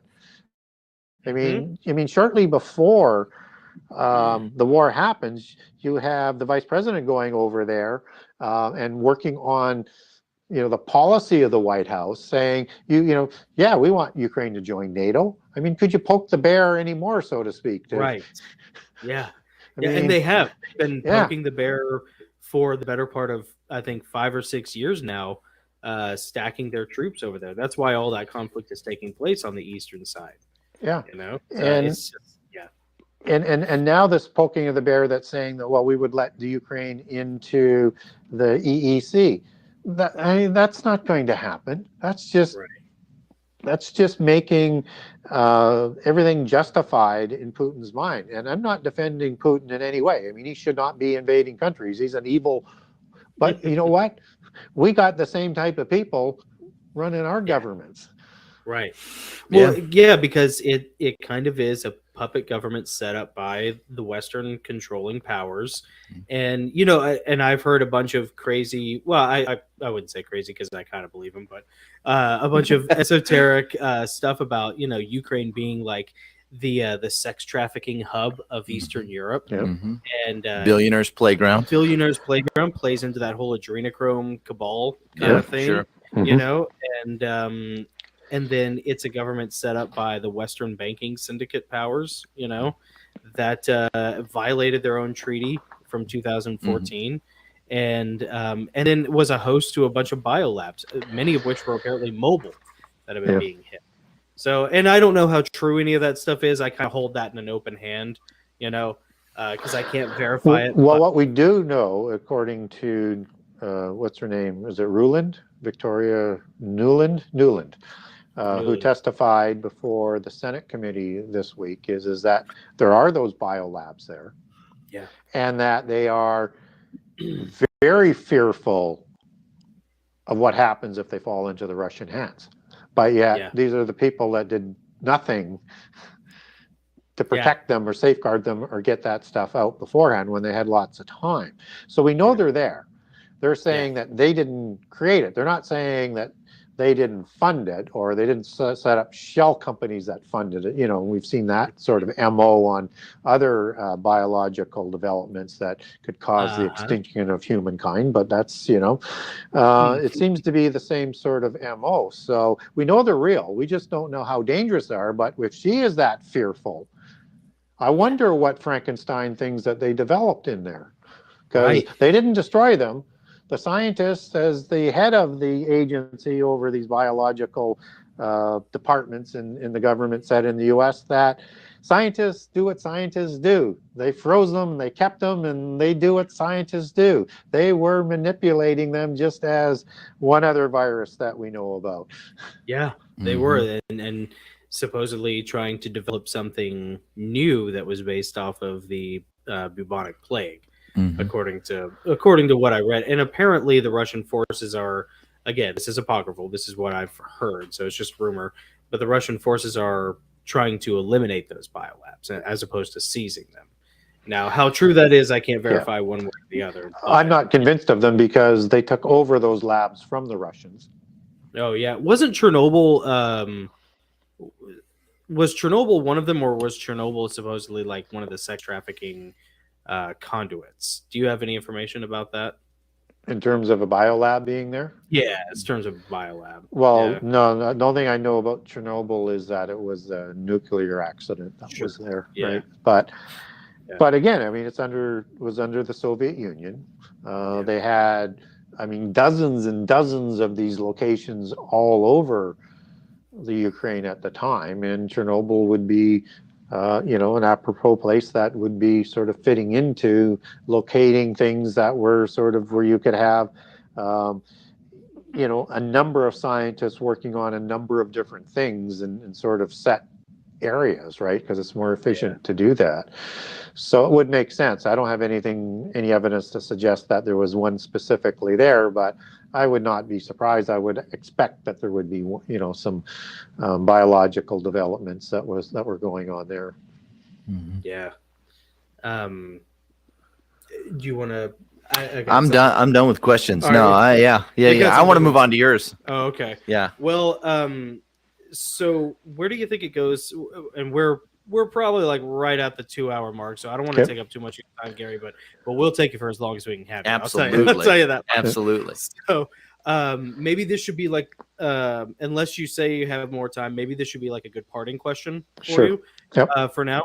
Yep. Where do you, if anywhere, see this going with what we're looking at with world events right now in the near future? More of the same. Yeah. Learning from what happens here. We're in the shuffling of creating the groups of nations. We're in the period, if we're in the fig tree generation, that we're going to see more pestilence. We're going to see more famine. We're going to see more wars and rumors of war. And it's going to set up a period of time and look for this, that there's going to need to be the true false prophets come onto the scene. And these are going to be stronger and more religious in nature to the apocalyptic prophecies that we get with the sorcerers within science that we have today, predicting apocalypse by global warming, apocalypse by this, but it'll be in that apocalyptic theme to drive people into and cattle herd them into the arms of the globalists and into world government and a world religion. But it's going to require targeting these birth pangs or sorrows as coming together and working in unanimity in a way that they're going to predict them by false prophets and saying, if you do not convert and if you do not do these things that will bring about the new Babel, we're going to destroy ourselves from the face of the earth. So I don't know from how many different angles this is going to come from, but what I do know is if you look at Medjugorje, and I'm not sure if you're familiar with Medjugorje or not, and the Mary apparitions, but those 6 that were initiated in the 90s were given a specific date to come out on, and they have 10 apocalyptic prophecies that will get stronger as they go. And they will come out and say, if the world doesn't convert to the one true religion, this disaster is going to happen. And if you don't convert by the time the 10th comes, the whole world will be destroyed. And they're going to drive people into this religion through fear. Now, there has to be some more changes that would come if it comes up through the Roman Catholic religion, which I don't know whether you're aware of, in about 2017, Francis took control over the whole Medjugorje scenario and situation, and recognized officially a number of the apparitions, and is overseeing all of that. So one would expect that that's going to come out. That doesn't mean there won't be false prophets from other religions and stuff that are coming out, but expect that type of pattern, so that this one true religion that's going to come out is going to be able to reel in the whole world to convert to that religion, and have an umbrella type of basis about it. So you can have different denominations, so to speak. But the one religion that's not going to be permitted will be Christianity. I noticed that when I worked at, I had an office job, a corporate office job, and I noticed it. Well, pretty much in any group setting that was secular, you can, part of the New Age system, you can mention any deity or any religion or holy text you want. But if you start quoting from the Bible, or if you mention Jesus, people get really uncomfortable if they're non-believers. Well, that's what secular means. It means non-Christian. Non-Christian. And so, So exactly what you say is that New Age thought process, everything but Christianity. Yeah, and so they will try and discredit and de-deify Jesus. They will want a remnant of Christianity that is going to fit into the polytheist religion. Expect them to hit monotheism at the Moses level, because it connects into Islam, Judaism, and Christianity, and they're going to say he was a polytheist from Heliopolis, and that was the true religion that went rogue. Expect that as part of what is going to come. I would also expect that they will continue with what they tried to do with Paul at the time of the Gospels, as being the heretic and the evil liar that comes out of the Dead Sea Scrolls. They're going to basically say he's a heretic, and that only his writings take Jesus to godlike status, although that's not true as you understand and read the four Gospels. But they'll also eliminate the book of John as well, because they hate that as well. And then re-allegorize through allegorical meanings what's written in the Bible, so it fits in with polytheism. So there's a lot of things that sort of need to come together, but things come together quickly when you get those false prophets that are going to come about, that is going to bring that universal religion about, and through all these other catastrophes that they're predicting, will be the glue that establishes those 10 kings, those 10 groups of nations, for the new Atlantis, for the new age that they want to bring about. Wow. Well, last time we talked, and this is a little bit off topic. Last time we talked, and this time, I know Jonathan's been wanting to ask you a question about Lilith, I think. Oh, yeah. And I know last time we didn't get to it, and I don't want this time to get by enough because this is really interesting. I mean, I'm just curious about that. I would like to, at some point, have you expound upon Lilith, as whatever you have to say about her, because there is a great chapter in your book about Lilith. The Genesis 6 Conspiracy has a fascinating chapter about Lilith, mentioned once, it seems, biblically, and then, but yet has remained part of the cultural zeitgeist and has become such a popular thing. Yeah. So she was a character in a couple of the Angel novels, which, by the way, after your second book comes out, I think I'm going to have to rewrite all 7 of the Heavenly Realms novels in order to fit a more accurate cosmology, But yeah, she was one of the topics that I did want to ask you about at some point. So, well, I mean, it is an important goddess figure, right? She's, I look at her more of almost a demigod. In terms of the research that I've done on her, and through the lineage of Tiamat, which is a Leviathan dragon type character of the parent gods. So from that aspect, could be a not a demigod, but an offspring god. You could look at it from the gods that Lilith is created. And she's also called the Queen of Heaven, which is the really sort of nexus point where it comes into. Are you guys still there? We're still here. Okay, we're still here. Lost your camera. Yeah, sorry, we're changing cameras. We're switching over cameras on us. Yeah. So if we understand that Mary apparition is called the Queen of Heaven. Yeah. Yep. And we understand the Queen of Heaven is in the Bible as being like the Ashtaroth gods, and called in the book of Jeremiah. This is the mother goddess aspect that's going to have to come back as part of this dual religion that has a god and a goddess in that old infrastructure. So that part of the duality's got to be coming back. And you know, the Sibylline prophecies that came on Palatine Hill, one of the 7 hills of Rome, and they considered their goddess as the Queen of Heaven as well. There, you get this imagery that sort of, and I'm just sort of doing this quickly because it's a fairly long topic, but you get this imagery that is coming about that is going to sort of resurface as part of this Babel religion that's coming back, and who is represented in Revelation 12 as the description that those 6 children saw in their apparitions, as is a similar description to the other Mary visions and all the Mary visions, from Joan of Arc to Ignatius of Loyola to, you know, Fatima. It's all a very, very similar description. And remember, we have a woman that is riding the beast empire, which is the end time mystery religion, because the mother goddess was actually thought in ancient times to be as important or more important than the male god. It was not only the fertility goddess and a war goddess, right? And sort of Athena, Isis, so we need to be aware of that Queen of Heaven aspect that is going to become more prominent.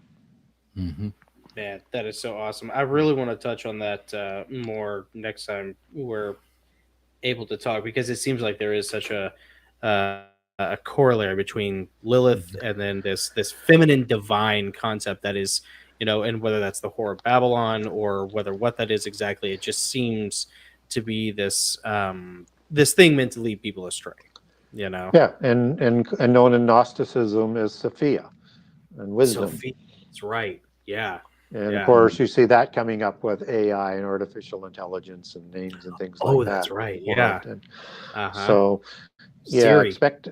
So you have that Queen of Heaven that shows up in all the polytheist cultures around the world, and it's been created within Christianity to be accepted, just as Mary Magdalene is thought to be sort of an allegorical Queen of Heaven as well, and is the one that is, you know, the Gothic cathedrals was named after. And of course, in Gnosticism, she's the one who marries Jesus, because Jesus doesn't die on the cross, and that's one of the ways I think they're going to de-deify Jesus and created offspring that goes into, you know, the Camelot dynasties, through Joseph of Arimathea taking Josephus, the 3rd son, over there.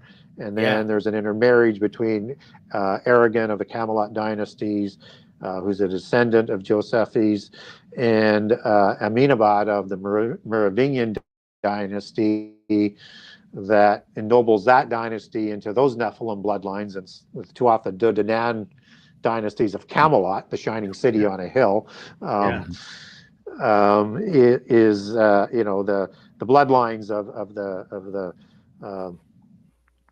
Grail dynasties, and those are the bloodlines that extend out of Dagobert, the last survivor of the Merovingians, whom I know this is long. Hugh de Payon, Godfrey de Bouillon, and Anjou, all of the Lorraine region, that take their bloodlines back to Dagobert, who has those genealogies.